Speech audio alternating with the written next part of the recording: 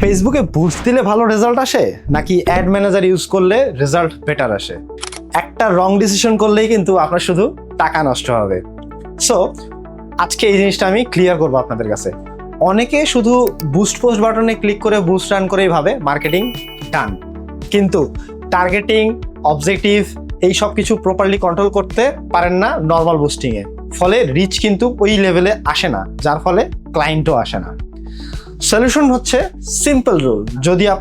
আপনি যদি বিগিনার হন তাহলে boost is okay with that, but যদি আরো বেটার রেজাল্ট চান ডেফিনেটলি অ্যাড ম্যানেজার মাস্ট।